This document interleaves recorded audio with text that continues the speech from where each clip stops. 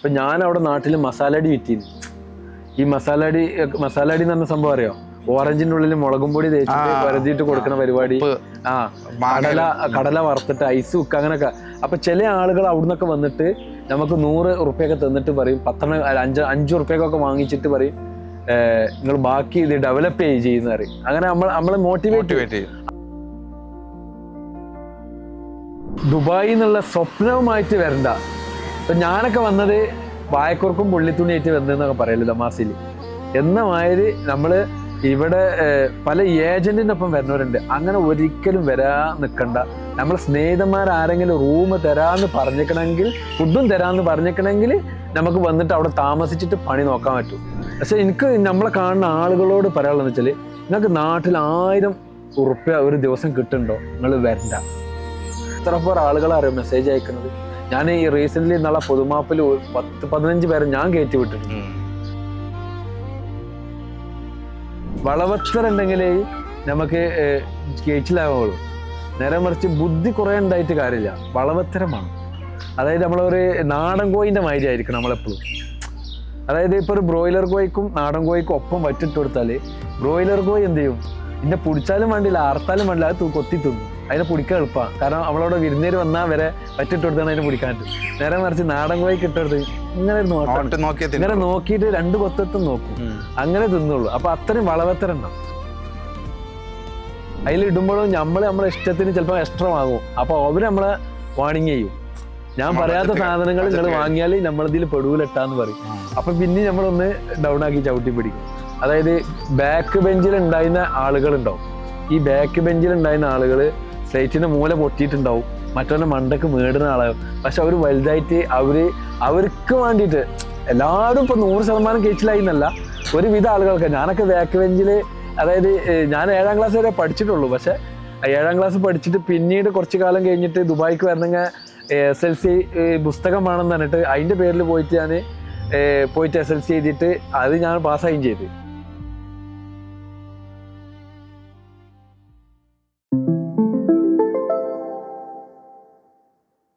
നമ്മുടെ നാട്ടില് ഇത് പ്രത്യേകം പറയേണ്ട ഒരു സാധനം തോന്നുന്നു. ഇപ്പൊ പള്ളി എന്നൊക്കെ പറയുന്നത് വേറൊരു സാധനമാണ്. നമ്മൾ ലൈഫുമായിട്ട് ബന്ധപ്പെടാതെ എപ്പോഴെങ്കിലൊക്കെ പോവാ, ഒരു ജീവിതത്തിന്റെ ഭാഗമല്ലാത്തൊരു സാധനമായിട്ട് നിർത്തുന്ന ഒരു സംവിധാനം. പക്ഷെ ഈ നാട്ടിൽ വരുമ്പോ പള്ളി കൂടി ചേർന്നതാണ് നമ്മുടെ ഒരു കമ്മ്യൂണിറ്റി. അതെ. അത് നാട്ടില് പറഞ്ഞാല് അതിനോട് അറ്റാച്ച് ഉള്ളവർക്കൊക്കെ എന്താണ് അവര് ആ ഒരു സർക്കിൾ പെട്ടു. പിന്നെ നാട്ടില് ഇതിന് ടൈം കിട്ടുന്നില്ല. ഇപ്പൊ പള്ളിയിൽ പോവാൻ ടൈം, ഇവിടെ ആകുമ്പോൾ നമുക്ക് അതിനൊക്കെ ടൈമുണ്ട്. ജോലി തിരക്കാന്ന്, എത്ര തിരക്കാന്ന് പറഞ്ഞാലും നമ്മൾ അതിനൊക്കെ ടൈം കണ്ടെത്താൻ നമുക്ക് ഇവിടെ പറ്റും. നേരെ മറിച്ച് നാട്ടിൽ അതിന് ടൈം നമ്മളെ മൈൻഡിൽ നിന്ന് അത് പോവും. കാരണം അത്രയും ഡെഡിക്കേറ്റഡ് ആവും മറ്റുള്ള കാര്യത്തിൽ നമ്മൾ. മനസ്സിലായി. അതാണ് നമ്മളെ ഇതിന് കുറെ. അത് മാത്രമല്ല, ഈ പറഞ്ഞ കുട്ടികൾ ഇന്ന് കളിക്കുന്നു, പള്ളിക്കുള്ളിൽ കയറി കളിക്കുന്നു, ഓടിച്ചു ചാടുന്നു, ഇതൊക്കെ നമുക്ക് അവിടുത്തെ റെസ്ട്രിക്ഷൻ ആണ്. അതെ അല്ലേ? അവിടെ ഇവിടെ അങ്ങനത്തെ ഒന്നും പ്രശ്നമില്ല. ഫുൾ ടൈം ഓപ്പൺ ആയിട്ട് കിടക്കല്ലേ. പള്ളി മാത്രം ഇപ്പോൾ വൈകുന്നേരം ആകുമ്പോൾ അതിനുള്ളിൽ ക്ലാസ്സുകൾ ഉണ്ടെങ്കിൽ മാത്രം ഓപ്പൺ, അല്ലെങ്കിൽ അത് ഉള്ളിൽ ക്ലോസ് ആയിട്ട് കിടക്കും. പുറം മൊത്തത്തിൽ ഓപ്പൺ ആയിട്ട് നമുക്ക് ഫുള്ള് ഇതാണ്.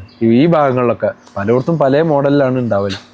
അതുപോലെ തന്നെ ഹമീദിന്റെ വീഡിയോ കാണുമ്പോൾ സ്ട്രൈക്ക് ചെയ്ത മറ്റൊരു സാധനം ഫൈനാൻഷ്യൽ മാനേജ്മെന്റ് എന്നുള്ള സാധനം. അത് ഈ പ്രവാസികളിൽ പലരും പരാജയപ്പെട്ടു പോകുന്നതിന്റെ പ്രധാനപ്പെട്ട റീസൺ അതാണ്. ഇവിടെ വരുന്നു, കുറേ കാശ് കിട്ടുന്നു, അതെങ്ങനെ ചിലവാക്കാൻ അറിയില്ല, എന്നാൽ എത്ര കിട്ടിയാലും മതിയാവുന്നില്ലാത്തൊരവസ്ഥ വരാറുണ്ട്. പലരും ക്രെഡിറ്റ് കാർഡിന്മേൽ വേണ്ടി ക്രെഡിറ്റ് കാർഡ്, അതിന്മേൽ ലോൺ എടുത്ത് ഇവിടെ പെട്ടുപോവുക, ട്രാവൽ ബാൻ വരുന്നു, ജയിലിലാവുന്നു, ഇഷ്ടം പോലെ കേസുകൾ നമുക്ക് കാണും. അവിടെയാണ് ഹമീദ് പറയുന്ന നമുക്കൊരു 500 ദിർഹംസ് ഉണ്ടെങ്കിൽ ഒരു മാസം കുടുംബശ്രീമേതം ജീവിക്കാൻ പറ്റും. അതായത് ഒരു ബാച്ചിലർ ഒരാൾക്ക് പോലും ആ ഒരു എമൗണ്ടിൽ ജീവിക്കാൻ ഇവിടെ പറ്റുമെന്ന് നമുക്ക് പറയുമ്പോൾ വിശ്വസിക്കാൻ പ്രയാസമാണ് UAE ജീവിക്കുന്ന ഒരാളെ സംബന്ധിച്ച്. എങ്ങനെയാണ് ഇത് സാധിക്കുന്നത്? ഞാൻ ആദ്യമൊന്നും ഞാനിതിനെ പറ്റി ചിന്തിച്ചിരുന്നില്ല തീരെ. അതായത് മാസം അവസാനം വരുമ്പോൾ 1 കിലോ ആപ്പിൾ വാങ്ങാനുള്ള പൈസയും കൂടി ബാക്കി വന്നിരുന്നില്ല. പിന്നെ അവിടുന്നാണ് ഞാനും വൈഫും കൂടി ചിന്തിക്കണത്, നമ്മൾ ഇങ്ങനെ പോയാൽ നമുക്ക് ഒന്നും കഴിയൂല എന്നുള്ളത് മനസ്സിലാവണം. അപ്പം ഞങ്ങൾ സ്വയം തീരുമാനിച്ചതാണ് 100 ദിർഹംസ്, ആഴ്ചയിൽ 100. അങ്ങനെ ആകുമ്പോൾ ആഴ്ചയിൽ 100 രൂപ എന്ന് പറഞ്ഞാൽ അപ്പോൾ വലിയൊരു പൈസയാണ്. വലിയ പ്രശ്നമില്ല. മാസത്തിൽ 500 എന്ന് പറയുമ്പോൾ അത്ര കുറച്ചുള്ളൂ. പക്ഷേ ആഴ്ചയിൽ 100 എന്ന് പറയുമ്പോൾ 400 വരുള്ളൂ. 4 മാസമുള്ളൂ, അല്ല 4 ആഴ്ചയേ ഉള്ളൂ, 400 വരുള്ളൂ. പിന്നെ അതിൽ 100 ബാക്കിയുണ്ട്. ആ 100 നമ്മൾ എന്ത് ചെയ്യും?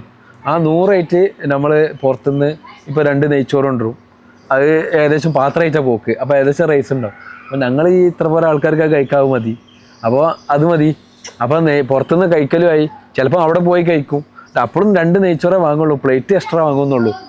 അങ്ങനെ ആ ഒരു ഇതിൽ അയച്ചിട്ട് നമ്മൾ പറ്റ ഇടുങ്ങിയിട്ടൊന്നുമല്ല. ഇപ്പം ഇവരോടൊക്കെ ചോദിച്ചാൽ അറിയാം അല്ലേ, ഇവരൊക്കെ ആവശ്യപ്പെടുന്ന സാധനങ്ങൾ. പിന്നെ എന്നാൽ ഓവറായിട്ട് കഴിക്കേണ്ട ആവശ്യം വരുന്നില്ല. കാരണം അസുഖങ്ങൾ കൂടുന്നത് തന്നെ ഒരുപാട്, അതായത് 3 പ്രാവശ്യം കഴിച്ചാൽ തന്നെ മതി. പിന്നെ നമ്മൾ ചെറുതായിട്ട് വേണമെങ്കിൽ എന്തെങ്കിലുമൊക്കെ കഴിക്കണമെങ്കിൽ കഴിക്കാന്നുള്ളൂ.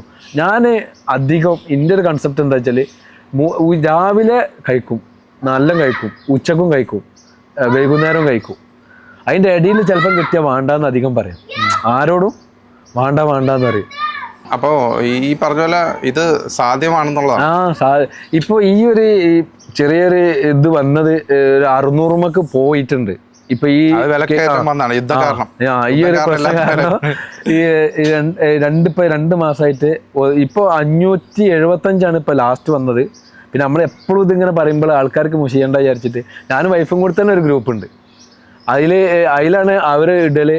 അതിലിടുമ്പോഴും നമ്മളെ ഇഷ്ടത്തിന് ചിലപ്പോൾ എക്സ്ട്രാ വാങ്ങും. അപ്പോൾ അവർ നമ്മളെ വാണിങ് ചെയ്യും. ഞാൻ പറയാത്ത സാധനങ്ങൾ നിങ്ങൾ വാങ്ങിയാൽ നമ്മളതിൽ പെടൂലെട്ടാന്ന് പറയും. അപ്പം പിന്നെ നമ്മളൊന്ന് ഡൗൺ ആക്കി ചവിട്ടി പിടിക്കും. അപ്പോൾ നമ്മളിങ്ങനെ നോക്കും. ഇപ്പോൾ നമ്മൾ അധികം പോയാലോ ഒരു 85 റംസൊക്കെ ആവലുള്ളൂ ഒരു മാസം. ഒരാഴ്ചയിൽ നമ്മൾ വാങ്ങുമ്പോൾ 85 റംസ്. പിന്നെ അരി എപ്പോഴും വാങ്ങേണ്ട ആവശ്യമില്ല, ഗ്യാസ് എപ്പോഴും വാങ്ങണ്ട. പിന്നെ ഇപ്പോൾ ഉള്ളത് പച്ചക്കറിയും മീനായിട്ടും. മീൻ മാർക്കറ്റിൽ പോയിട്ട് നമ്മൾ ഒന്നായിട്ട് വാങ്ങിയിട്ട് അങ്ങനെ വരും. അങ്ങനെ കുഴപ്പമില്ലാതെ പോകണം. ഇപ്പം ഈ തേങ്ങക്കൊക്കെ 7 റംസൊക്കെ ആയപ്പോഴാണ് ഇതായത്. പിന്നെ ഇപ്പോൾ ഒന്ന് ഡൗൺ ആയി കിട്ടി. പക്ഷേ ഈ പറയുമ്പോഴേ, ഈ ഒരു എമൗണ്ട് പറയുമ്പോഴേ, ഇത് നാട്ടിലേക്ക് INR ആയിട്ട് കൺവേർട്ട് ചെയ്ത നാട്ടിൽ പോലും എനിക്ക് തോന്നുന്നില്ല ഈ ഒരു എമൗണ്ട് ഒരു മാസം ഒരു കുടുംബം ജീവിക്കാൻ പറ്റും. അത് നോക്കുമ്പോൾ ഇപ്പം ഞാനിപ്പോഴും എൻ്റെ വീട്ടിൽ അയക്കണത് 10,000 റുപ്യാണ് ചിലവിനായിട്ട് അയക്കണത്. പിന്നെ ഉപ്പാക്ക് ഒരു 3, ഉമ്മാക്ക് ഒരു 3, ഹോസ്പിറ്റൽ ചിലവ് മറ്റുള്ള കാര്യങ്ങൾക്ക്. അങ്ങനെ ഒരു 16 റുപ്യാണ് ഞാൻ അയക്കണത്. അപ്പോൾ അവർ ആ 10 റുപ്യായിട്ട് അവിടെ ചിലവ് അവർ കഴിഞ്ഞു പോകുന്നുണ്ട്. അപ്പോൾ ആ 10 തന്നെയാണ് ഞാൻ എൻ്റെ കൺസെപ്റ്റിൽ ഇവിടെ ഉള്ളത്. ആ ലെവലിൽ നമ്മളിപ്പോഴും ഇങ്ങനെ റണ്ണിങ് ആയി പോയിക്കൊണ്ടിരിക്കുന്നത്. ഫൈനാൻഷ്യൽ മാനേജ്മെൻറ്റ് പോലെ തന്നെ ഞാൻ വീഡിയോ കാണുമ്പോൾ എനിക്ക് വളരെ സ്ട്രൈക്കിംഗ് ആയിട്ട് തോന്നിയ മറ്റൊരു സാധനം വെച്ചാൽ, ഇപ്പം നാട്ടിലെ കുട്ടികൾക്ക് നഷ്ടപ്പെടുന്ന പല കാര്യങ്ങളും ഹമീദ് ഇവിടുത്തെ സ്വന്തം മക്കൾക്ക് കൊടുക്കാൻ വേണ്ടി ശ്രമിക്കുന്നുണ്ട്, ഒരു ട്രൈ ചെയ്യുന്നുള്ളതായിട്ട് കാണുന്നുണ്ട്. അത് ചെറിയ കാര്യമല്ല. ഇവിടുത്തെ പ്രവാസ ലോകത്ത് ജീവിക്കുന്ന മക്കളെ സംബന്ധിച്ചിടത്തോളം കിട്ടാതെ പോകുന്ന കുറേ കാര്യങ്ങളുണ്ട്. അത് ഈ പറഞ്ഞ പോലെ ഭക്ഷണത്തിൻ്റെ കാര്യത്തിലാണെങ്കിലും. ഇപ്പോൾ കഴിഞ്ഞ ദിവസം ഒരു വീഡിയോ ഉണ്ട്, പാളയിൽ കുട്ടികളെ എടുത്തിട്ട് വലിക്കുന്ന കുറേ വിശേഷം. അതായത് നമ്മൾ ചെറുപ്പത്തിൽ എങ്ങനെയാണോ ജീവിച്ചത് അതുമാതിരി തന്നെയാണ് നമ്മളിപ്പോൾ പ്രവാസിയായി വിചാരിച്ചിട്ടോ അല്ലെങ്കിൽ ഈ ഇങ്ങനെയൊക്കെ വീഡിയോ ഇട്ടിട്ട് ആളുകൾ തിരിച്ചറിയണ്ടോ എന്ന് വിചാരിച്ചിട്ടോ ഞാൻ മാറാൻ വിധേയമായിട്ടില്ല. കാരണം ഞാൻ നാട്ടിൽ ജീവിച്ച അതേ ഇത് നമ്മളെ മനസ്സിൽ ഇപ്പോഴും ഉണ്ട്. അതേമാതിരി ഇവർക്കും ആ ഒരു കൾച്ചർ തന്നെയാണ് ഇവരെ കൊണ്ടുപോകുന്നത്. ഒരുമിച്ച് ഭക്ഷണം കഴിക്കണത്, ഒരുമിച്ച് ഇതാക്കണത് എല്ലാം നമ്മൾ നാട്ടിലാണെങ്കിലും ഫാമിലിയായിട്ട് വ്യത്യസ്ത പ്ലേറ്റിൽ നിന്നാണെങ്കിലും ഒരുമിച്ചാണ് കഴിക്കൽ. പിന്നെ അത് ഇവിടെ എത്തിയപ്പോഴൊന്ന് ഒരു മാറ്റം പിടിച്ചെന്നുള്ളൂ. കാരണം ഇവർക്ക് വാരി കൊടുക്കേണ്ട ഇതിൽ വരും. ഒറ്റക്ക് കഴിക്കുമ്പോൾ എല്ലാവരും സെപ്പറേറ്റ് കഴിക്കുമ്പോൾ, നേരെ മറിച്ച് ഒന്നിച്ച് കഴിക്കുമ്പോൾ ഇവർ സ്വയം വാരി വഹിക്കുന്നതാണ് ഞാൻ കാണുന്നത്. അപ്പം അങ്ങനെ ഇപ്പോൾ ഒരുപാട് ഫാമിലികൾ എവിടുന്ന് ഈ പ്ലേറ്റ് കിട്ടുകയെന്ന് ചോദിച്ചിട്ട് ഒരുപാട് ഫാമിലികൾ ഇപ്പോൾ പ്ലേറ്റ് വാങ്ങിയവരുണ്ട്. ഇപ്പോൾ ഈ വീഡിയോ കാണുന്ന ആളുകൾ തന്നെ ചിലപ്പോൾ എനിക്ക് തോന്നുന്നുണ്ടാവും. അവർ കാണുന്നുണ്ടെങ്കിൽ നിങ്ങൾക്ക് വേണമെങ്കിൽ കമൻറ്റ് ചെയ്താൽ. കാരണം അത്രമാത്രം ആളുകൾ പ്ലേറ്റിന് വേണ്ടിയിട്ട് എവിടെ കിട്ടുക എന്ന് ചോദിക്കുന്നുണ്ട്. അപ്പോൾ ഈ ഒരു റീക്രിയേഷൻ എന്ന് പറഞ്ഞ സാധനം ഉണ്ടല്ലോ, നാടിനെ ഇവിടെ റീക്രിയേറ്റ് ചെയ്യാന്ന് പറയുന്നൊരു സാധനം, അത് പർപ്പസ്ഫുള്ളി ചെയ്യുന്നതാണോ? അതായത് അതിനുള്ള ഇത് ഞാനിപ്പോൾ ഈ താമസിക്കുന്ന ഇതിൽ അതൊക്കെ നമ്മളെ കണ്ണിൻ്റെ മുന്നിലുണ്ട്. അപ്പം പിന്നെ നമ്മളെ കുട്ടിയൊക്കെ അത് മിസ് ചെയ്യരുത് വിചാരിച്ചിട്ട് അത് നമ്മളെന്ത് ചെയ്യും, അത് ഇതാക്കി കൊടുക്കുകയും ചെയ്യുക. അതിൻ്റെ കൂടുതൽ നമ്മളെ കാണുന്ന ആളുകൾക്ക് ഒരു ഇതായിക്കോട്ടെ, ഒരു നൊസ്റ്റാളജിയ വരുമല്ലോ. ഇപ്പം നാട്ടിൽ ചെറുപ്പത്തിൽ നമ്മൾ പാളയിൽ വലിച്ചിരുന്നതും ഫാൻറ്റ് പൊളിഞ്ഞതും തല്ലുവിടുന്നതൊക്കെ ഉണ്ടാവും. അപ്പോൾ ഇപ്പം ഇവരിപ്പോൾ തല്ല് കൂടലില്ല. നമ്മൾ തല്ല് കൂടിച്ചാൽ വേണ്ടി നോക്കല്ല. കാരണം തല്ല് എപ്പോഴും വളവത്തരാണ് വേണ്ടത്. കുട്ടിയൊക്കെയായാലും ആർക്കായാലും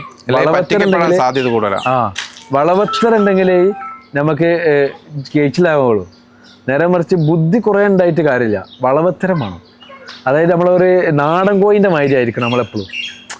അതായത് ഇപ്പോൾ ഒരു ബ്രോയിലർ കോഴിക്കും നാടൻ കോഴിക്കും ഒപ്പം വറ്റിട്ട് കൊടുത്താൽ ബ്രോയിലർ കോഴി എന്ത് ചെയ്യും, ഇന്നെ പിടിച്ചാലും വേണ്ടില്ല ആർത്താലും വേണ്ടില്ല, അത് കൊത്തി തിന്നു, അതിനെ പിടിക്കാൻ എളുപ്പമാണ്. കാരണം നമ്മളവിടെ വിരുന്നേര് വന്നാൽ വരെ വറ്റിട്ട് കൊടുത്താണ് അതിനെ പിടിക്കാൻ പറ്റും. നേരെ മറിച്ച് നാടൻ കോഴി കിട്ടരുത് ഇങ്ങനെ ഒരു നോട്ടം, ഇങ്ങനെ നോക്കിയിട്ട് 2 കൊത്തത്തും നോക്കും, അങ്ങനെ തിന്നുള്ളൂ. അപ്പോൾ അത്രയും വളവത്തരം ഉണ്ടാവും.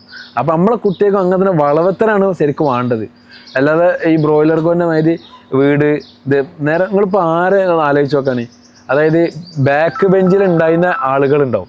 ഈ ബാക്ക് ബെഞ്ചിൽ ഉണ്ടായിരുന്ന ആളുകൾ സ്ലേറ്റിൻ്റെ മൂല പൊട്ടിയിട്ടുണ്ടാവും, മറ്റവൻ്റെ മണ്ടക്ക് മേടുന്ന ആളാകും. പക്ഷെ അവർ വലുതായിട്ട് അവർക്ക് വേണ്ടിയിട്ട് എല്ലാവരും ഇപ്പോൾ 100% കേച്ചിലായി എന്നല്ല, ഒരുവിധ ആളുകൾക്ക്. ഞാനൊക്കെ ബാക്ക് ബെഞ്ചിൽ, അതായത് ഞാൻ 7ാം ക്ലാസ് വരെ പഠിച്ചിട്ടുള്ളൂ. പക്ഷേ 7ാം ക്ലാസ് പഠിച്ചിട്ട് പിന്നീട് കുറച്ച് കാലം കഴിഞ്ഞിട്ട് ദുബായിക്ക് വരണമെങ്കിൽ SLC പുസ്തകം വേണമെന്ന് പറഞ്ഞിട്ട് അതിൻ്റെ പേരിൽ പോയിട്ട് SLC എഴുതിയിട്ട് അത് ഞാൻ പാസ്സായും ചെയ്ത്. പിന്നെ അത് ഞാൻ പ്രതീക്ഷിക്കാതെ പാസ്സായതാണ്. അങ്ങനെ പാസ്സായിട്ട് പിന്നീട് ഞാൻ കയറി വരുന്നത്. അപ്പോൾ നമ്മൾ അത്രയും ഇതായിരിക്കണം, വളവത്തരം ഉണ്ടെന്നുണ്ടെങ്കിൽ നമുക്ക് കേച്ചിലാകാൻ പറ്റുമെന്ന്. പിന്നെ ഇവിടെ വന്നിട്ടും ഇപ്പം ഈ ജോലി എടുക്കുന്നത് കൊണ്ടും ഒക്കെ നമുക്ക് മനസ്സിലാവുന്നതാണ്. വളവത്തരം ഉണ്ടെങ്കിൽ നമുക്ക് എവിടെയും കയറാം, കൊത്തിപ്പിടിച്ച് കയറാം, കേച്ചിലാകാൻ പറ്റും. നമുക്ക് വലിയ പണക്കാരനാവണമെന്നല്ല, അന്നാന്നൊക്കെ ഉള്ള ഇത് മറ്റേ ഇത് ഇല്ലയെന്നുണ്ടെങ്കിൽ, ഈ വളവത്തരം ഇല്ലയെന്നുണ്ടെങ്കിൽ ഇനി എത്ര പൊസിഷനിൽ പോയാലും ഇത് കേച്ചിലാവാൻ വലിയ പാടാണ്. കാരണം കേച്ചിലായി കിട്ടൂല. കാരണം നമ്മൾ എപ്പോഴും നമ്മളിങ്ങനെ എന്താ പറയുക, ഓടുന്ന നായ്ക്ക് 1 മുള മുന്നേ എന്നാണ് കണക്ക്. അതേമാതിരി നമ്മളിങ്ങനെ ഒരാളെ കണ്ടാൽ നമ്മൾ ആ 1 മുള മുന്നേ നോക്കി നിൽക്കണം.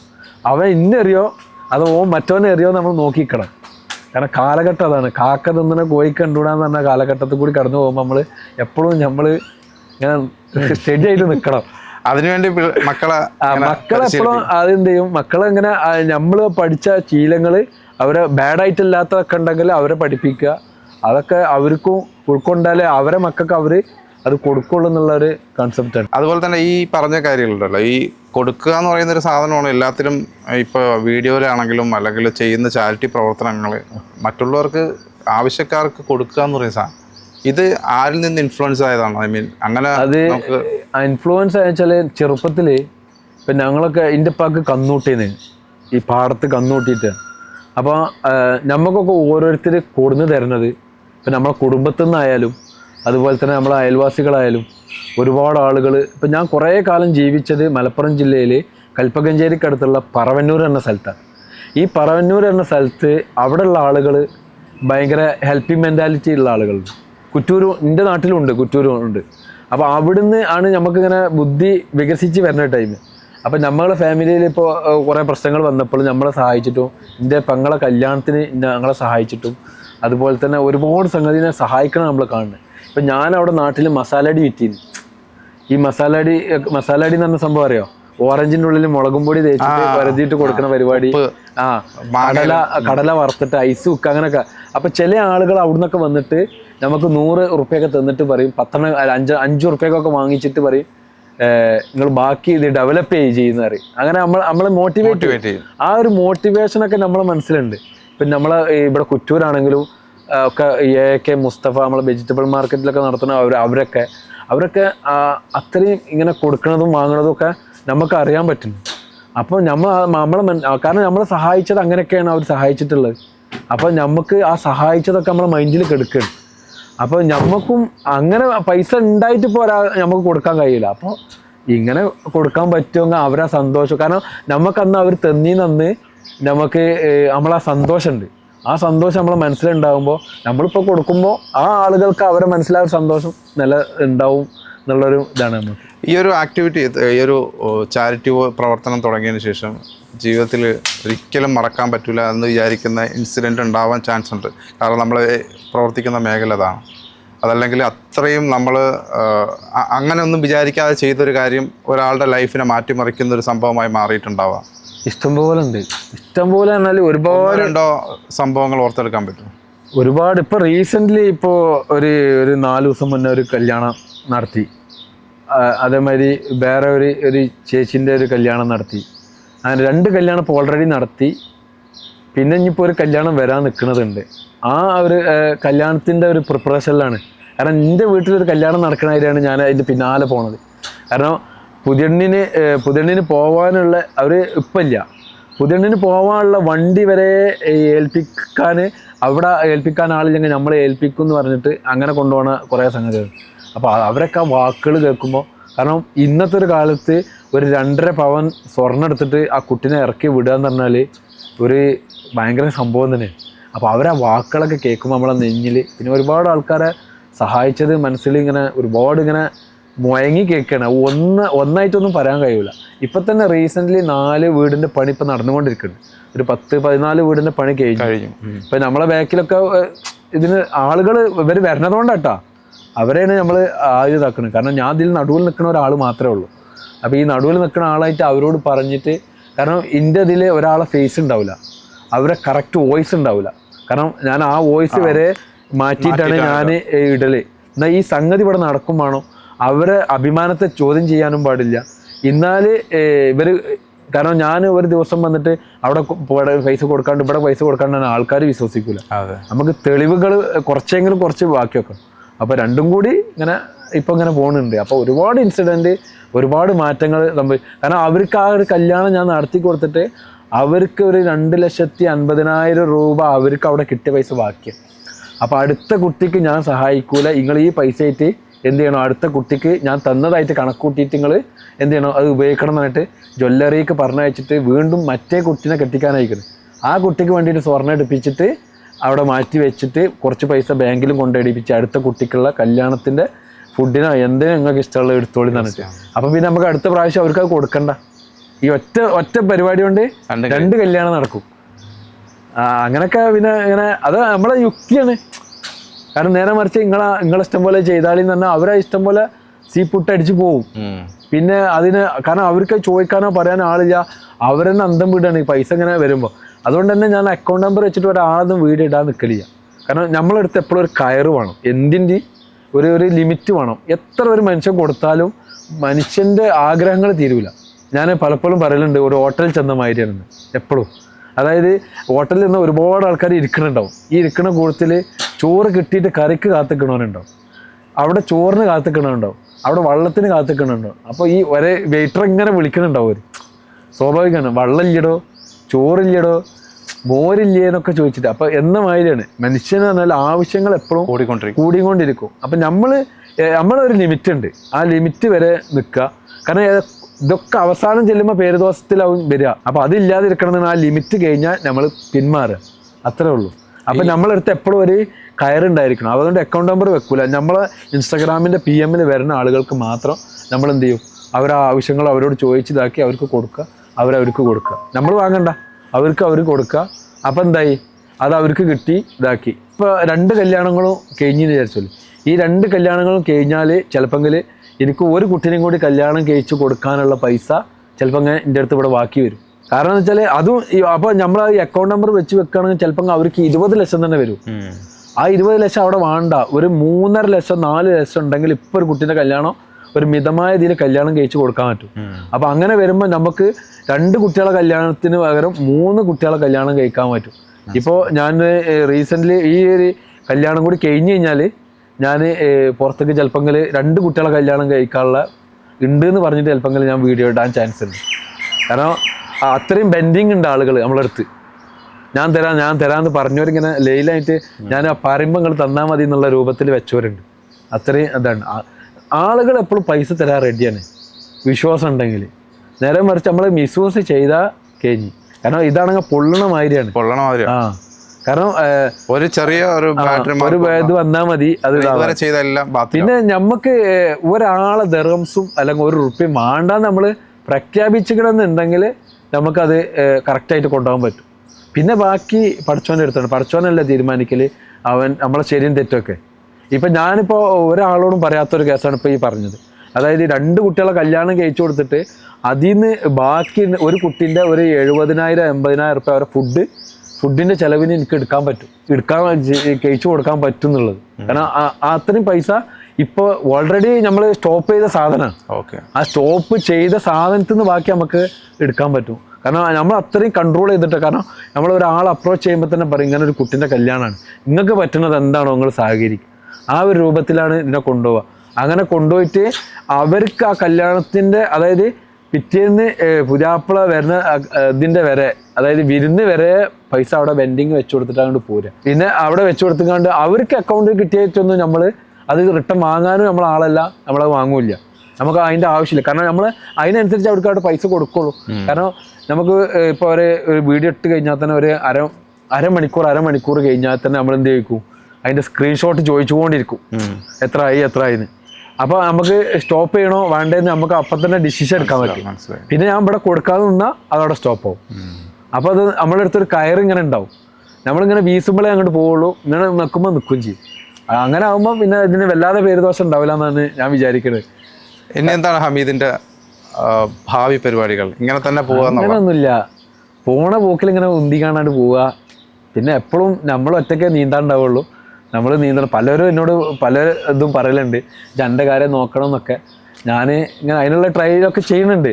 കാരണം നമ്മളെ പൈസ എടുത്ത് ചെയ്യുമ്പോൾ നമുക്കതിന് ടൈം വേണം. നേരെ മറിച്ച് ഒരാളോട് പറഞ്ഞിട്ട് നമുക്ക് ഒരാളെ കാര്യം ചെയ്യിപ്പിക്കാൻ പറ്റും. നേരെ മറിച്ച് നമ്മളെ കാര്യം ചെയ്യണമെങ്കിൽ നമ്മൾ പൈസ ഇട്ട് തന്നെ ചെയ്യണം. കാരണം അവരെ പൈസ ഇട്ട് നമുക്ക് ചെയ്യാൻ പറ്റില്ല. അപ്പോൾ 7ാം ക്ലാസ്സിൽ തോറ്റ് പിന്നെ 10ാം ക്ലാസ് പാസ്സായി, ഇപ്പോൾ അറബികളോട് സംസാരിക്കുന്ന ഒരു അവസ്ഥയിലേക്ക് എത്തി അല്ലേ? അതാണ് കാലം നമ്മളെ കൊണ്ടെത്തിക്കും. അതാ പറഞ്ഞത്. ഇതുണ്ടെങ്കിൽ അതായത് വളവത്തറുണ്ടെന്നുണ്ടെങ്കിൽ വിദ്യാഭ്യാസം അതിന് മാനദണ്ഡമല്ല. അതുപോലെ വീഡിയോ ഉണ്ടെങ്കിൽ ഇപ്പോൾ വീഡിയോ ചെയ്യുന്നത് ഹമീദാണെങ്കിലും വീഡിയോയുടെ പിന്നിൽ ഒരാളുണ്ട്, ഭാര്യയെ പറ്റി എന്താ പറയാനുള്ള?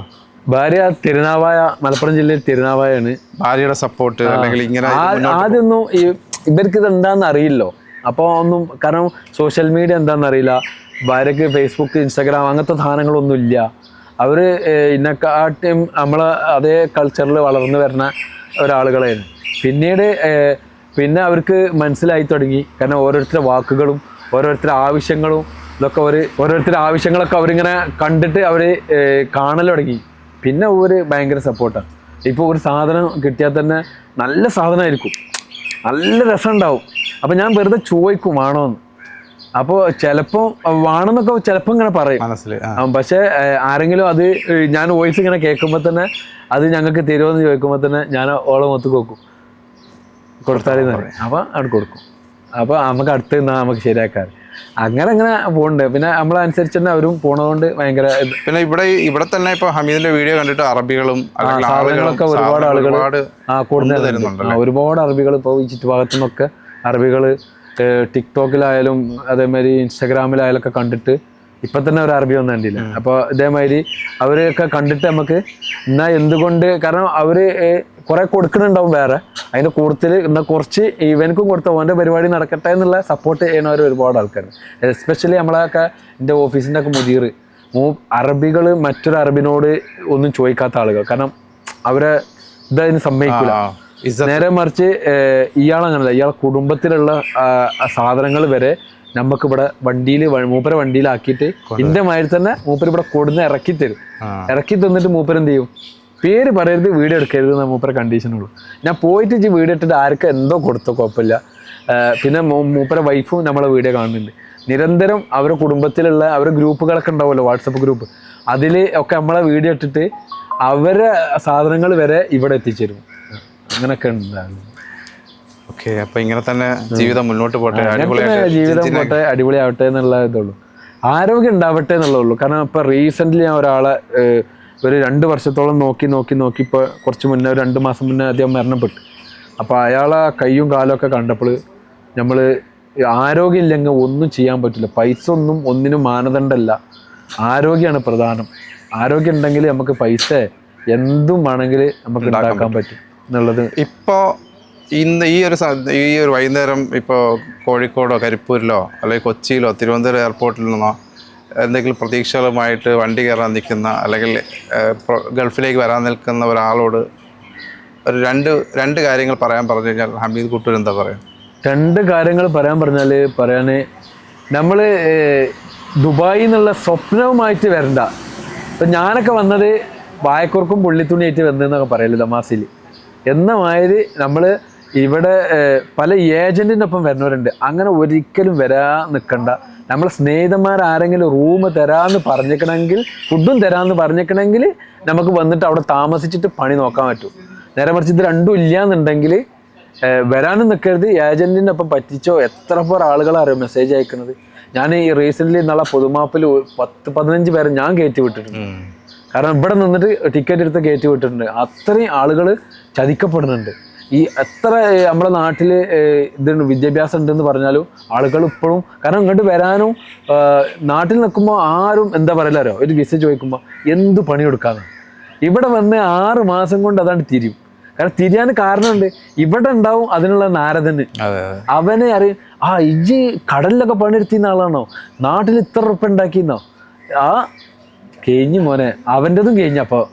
പക്ഷെ എനിക്ക് നമ്മളെ കാണുന്ന ആളുകളോട് പറയാനുള്ളതെന്ന് വെച്ചാൽ, നിങ്ങൾക്ക് നാട്ടിൽ 1000 ഉറുപ്പ്യ ഒരു ദിവസം കിട്ടുന്നുണ്ടോ, നിങ്ങൾ വരണ്ട.